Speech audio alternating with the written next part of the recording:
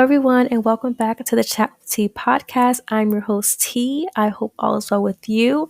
Today's episode is focused on Miss Kendra Crump, who is Atlanta's newest comedian. Yes, yes, yes. And in this episode, we discuss her journey regarding comedy, right? Her oppositions, her adversities that she has faced.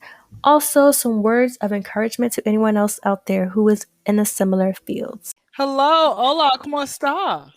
I'm good. How are you? Bastante bien. ¿De dónde eres? Jersey. How about you? Soy de Atlanta. I used to be 50% fluent in Spanish, but if you don't use it, you will lose it. Yeah, I'm doing pretty good. Haven't lost it. Shout out to you. I hope your credit score goes up to 850. All right. Thank you. I need that. Knock on wood, somebody. Knock on wood. Kendra, introduce yourself to everyone.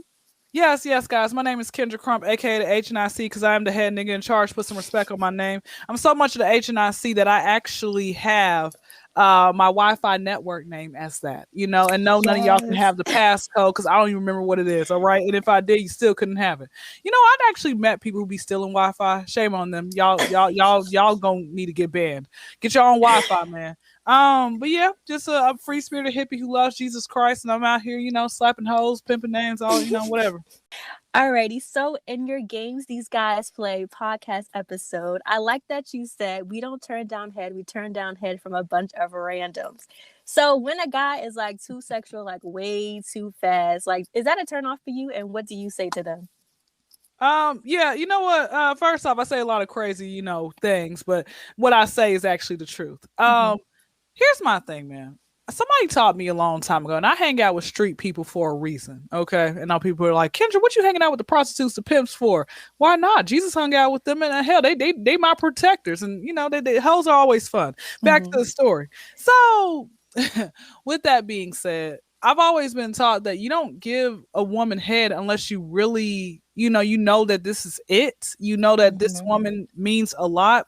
The problem that I come across is there's too many guys out here who think it's like acceptable to just give a woman head, like that they don't know that you don't even know my first and last name, and you're like, oh yeah, I want to give you some head. Like I actually had this dude slide in my DM one day on Facebook, and his name was Lambo. Like I was like, brother, like you already doing bad on first off. So Lambo was the way he told me his name was. I'm like, oh, okay. I gave him the benefit of the doubt. Maybe his parents named him that because I went to school with a guy named Lucky. Okay. And he wasn't so lucky because he went to prison for 5 years for robbing a bank. They're like, free my cousin Luck. Bro, don't free that man. Okay. He needs to be in prison. He thinks he set it off. Like, come on now. Facts. Back to the story. So Lambo was like, I'm just gonna keep it real with you. This is like message number 5 because I thought Lambo was doing pretty good. I thought that he, was a outstanding type of guy,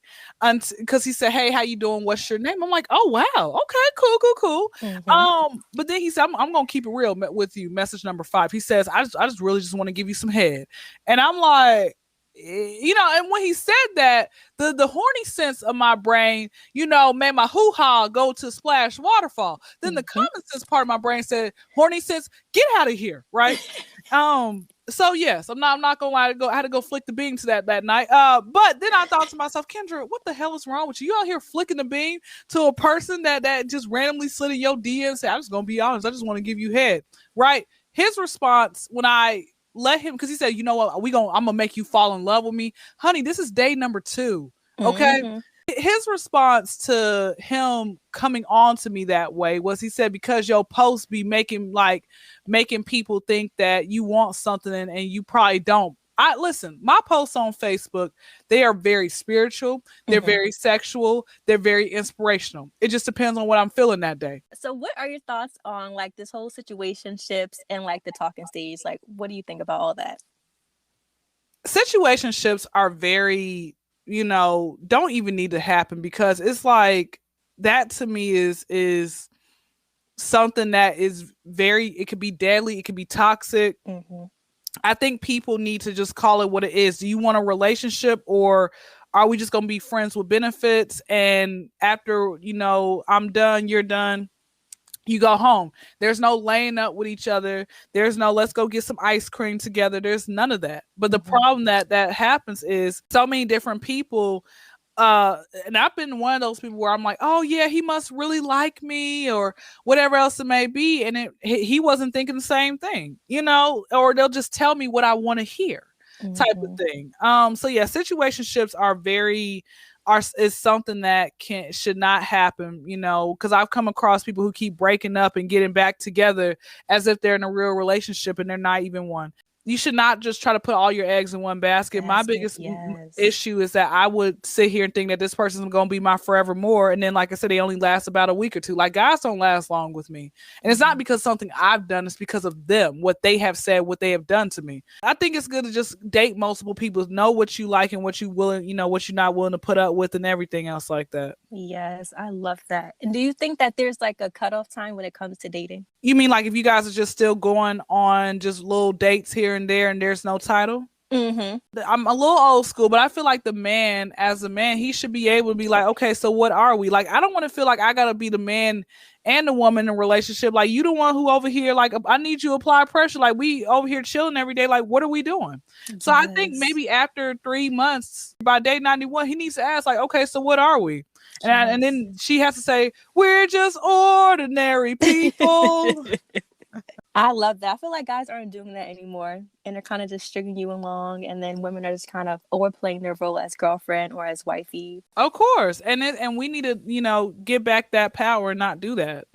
You got to set an example for people, man. And so my next question, do you think that is a must that you post your significant other on social media like all the time? I'm about to tell you something that when I posted this on Facebook, only 7 people liked it, when normally I get like 20, 30, 40 likes. I said the couples that you see least on social media last the longest. And that's the honest truth, man. You got these couples out here who feel like they got to post all of the time.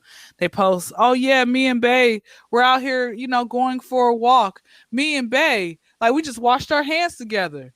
Me and Bae, we're cheating on each other. Like, oh my God. Like, to me, that's just like, that to me, it's not necessary. When you see me with child and a ring on my finger, all right, I'm gonna take 2 pictures. I'm like, zoom in on it. Y'all ain't gonna know who I'm married to. Ain't none of your business. Or you know what I can really do? There are some people who don't post a significant other at all. I'm gonna do like that. That's what I'm gonna do. Word up. And what is your stance on the whole splitting rent debate, if you've ever heard of that? Here's my thing, like, you do what works in your household. Both parties need to you need to contribute something. If he's gonna go out and be working and everything else, like, you need to make sure that the house is kept up and in one piece and cooking clean. Now, if you don't want to do that and you want to go to work, you guys, somebody can pay for the utilities. You can go half on the rent. It doesn't matter. Like, both parties need to contribute something. You ain't 5. You better work, do something. Absolutely. No, word up. And do you think that social media plays a really big role in relationships today? It makes relationships a lot worse at times. I think there was something I wanted to share that just came into my mind. I have a problem when I come across couples page and you see both of them on the profile picture, so you'll know if you're talking to the man or the woman. Yes. I'm like, that to me is not necessary. I done been to people's homes, right? This one person's home. I walked in her house. She had her marriage certificate like smack dab in the middle of the wall. I'm like, did you forget that you were married? What? What? That's unnecessary to me. I walked upstairs to go to the bathroom and I see like their shower curtain had their last name in big bold letters. And I'm like, bro, my God. But here's the kicker, man. He was cheating on her. I don't even talk to her to this day. All right. And it's because of her.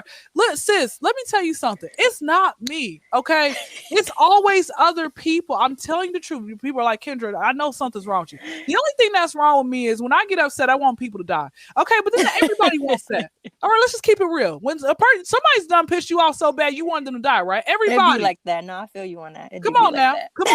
So that's the only thing. And then also on top of that, I tell my mom I want to be a cat because like cats, they're free. They fly lie at people, they tear up things, they sleep all day. That's the life. You know, they ain't got to pay bills and they can mate with whomever, man. Running trains on cats, and it's great. Back to the story.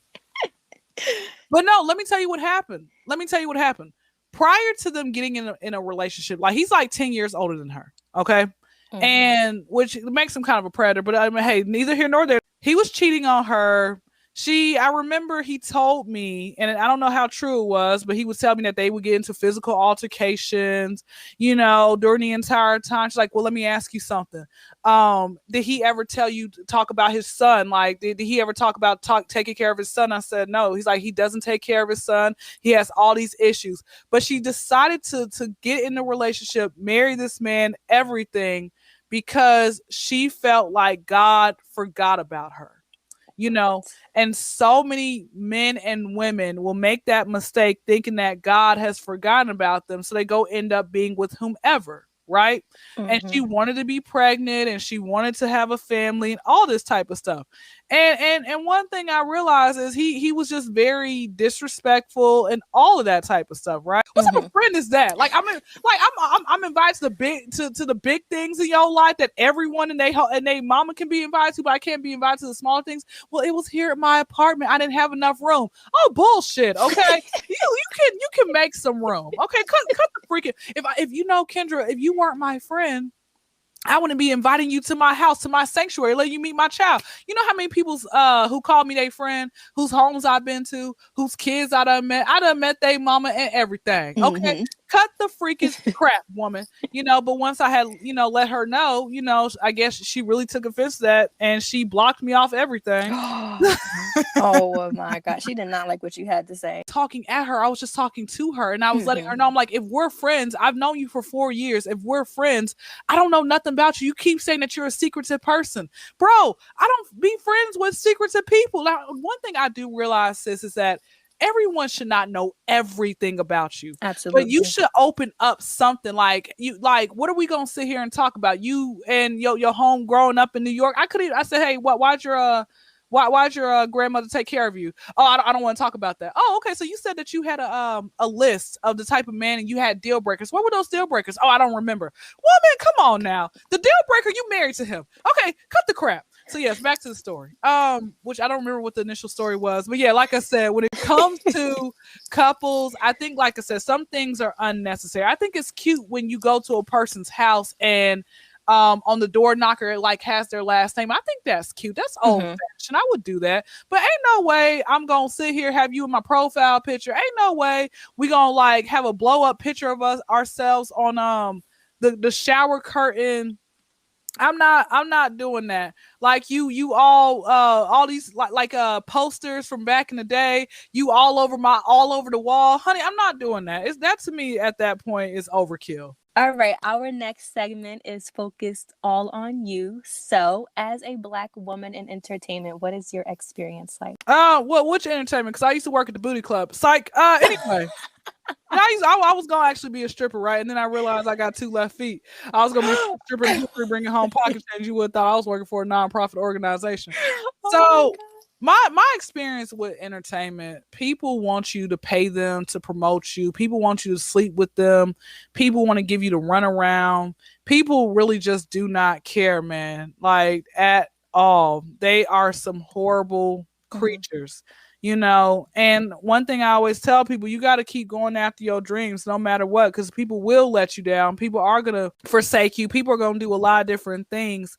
But you got to just say, you know what it is, and I'll be okay. You know, continue pushing forward. That's no matter what your dream job is. You gotta keep pushing forward. You got to be okay with being rejected. That's gonna be a part of it. For me personally, don't pay for promotion. Never ever pay for promotion. One thing I realized is you can't pay your way into fame. You can't sleep your way into fame. You can't do nothing. You have to get it the best way that you can. And sometimes, like, slow progress is still progress. So those are the best things that I can give somebody. We all have the same 24 hours in the day. So what are you doing with your time? You can't make an excuse, man. And also get your sleep. Don't listen to that. You can sleep when you die. You're going to die early if you ain't sleeping. Yes. Talk about it. You know, that's right. Put those snaps. Put like we got a poetry contest. I love it. But no, I mean that's my thing. Like, get your sleep, get your 8-9 hours of rest, and so your brain can be recharged for the next day. I like Steve Harvey. I like Steve Harvey because he has been like popping since the 90s, like Def Comedy Jam. He was hosted Showtime at the Apollo, Kings of Comedy. He has his own TV show, sitcom, and then he had his daytime talk TV show, writing books. Like, I love that, hosting Family Feud, all that good stuff. That's it. That's what I'm trying to be. And you are definitely welcome to come on my nationally syndicated TV show. Do you think that as a woman, with regards to entertainment, there's a noticeable difference between male and females? Yeah, I mean, men, like James Brown once said, "This is a man's world," and it's sad. You know, I didn't know what that meant till I got older, but it's a lot of men out there who are just out there ruling, and they're able to do more because of who they are as a man. So it's to me it gets frustrating because it's like, man, like, y'all don't want to give us a chance. Y'all say women ain't funny. There are some women who aren't funny, but there are women out there who are. I got a question for you while you thinking on the last question. Are you better at keeping secrets or money? Why is that everybody's like when I was like, at one point it was definitely secrets, but it's definitely money now. Not saying y'all can't tell me a secret. I can keep it, but here's my thing, man. I'm a saver. That's why I be traveling once a month at this point in my life. I go places and I keep on going and keep on going. I'm really good with saving my money. I need to be like that. I'm gonna work on it. It's okay. Work in progress, honey. Okay, when did you realize that you wanted to do entertainment, and how did you start out? So I had to go through a series of unfortunate events trying to figure out what was it that I really wanted to be in life, because I'm naturally funny. I don't be trying. Like, people literally just sit here and be like, Kendra, you're hilarious. I'm like, I wasn't trying. Like, what'd you say? Say what you just said yesterday. I'm like, I don't know. You say what I just said yesterday. You like, I'm not gonna remember. Series of unfortunate events. I told you I wanted to be a stripper. Then I said I wanted to be a teacher. Thought that was gonna be cool. Then I realized I can't mollywop students. I would have been fired day one, hour number one. I said I wanted to be a WWE diva wrestler to get in the ring with my first Jungle Fever boyfriend, John Cena, Batista, and Randy Orton. So it could have been a choo-choo. And then I realized, number one, these Negroes like 20-something years older than me, and John Cena definitely was aging like bananas. And then on top of that, they want these women to be like 140 pounds. I'm like, honey, I'm a whole like 175 out in these streets. Like, I got a whole wagon back here. All right, I can't lose this stripper body for nothing. All right. Lastly, I said I wanted to be a hairstylist until I realized that you have to stand up on your feet all day. You can catch carpal tunnel. Oof. So what happens if you try to go home to masturbate? You can't. So I said, let me go stick with comedy. And that's how I got here. I love it. Thank you so much, Kendra, for joining me today. I like you. You like in and out. You quick like some of these men, quick little pumpers. You probably had, no, let me say this. It's been like 25 minutes that we've been recording. If you are still having sex at 25 minutes later, that cooch is trash. Okay, you need to go upgrade to somebody else. I think it's supposed to last 2.5 Pandora songs, and that's it. If you going raw, now if you got the condom on, then it might last about 15-20 minutes. But I'm saying, for all the ones out there who going raw, like, come on now. Shout out to all the men out there who carry rubbers but still go raw anyway. Anyway. A lot of them. What's the point of that? So stupid. But yeah, I like you. I can go eat my oatmeal now. All right, we'll chat soon. Thank you for being here, Kendra. Thank you so much for having me. You be good, sis. I will. You too. Bye-bye. Bye-bye.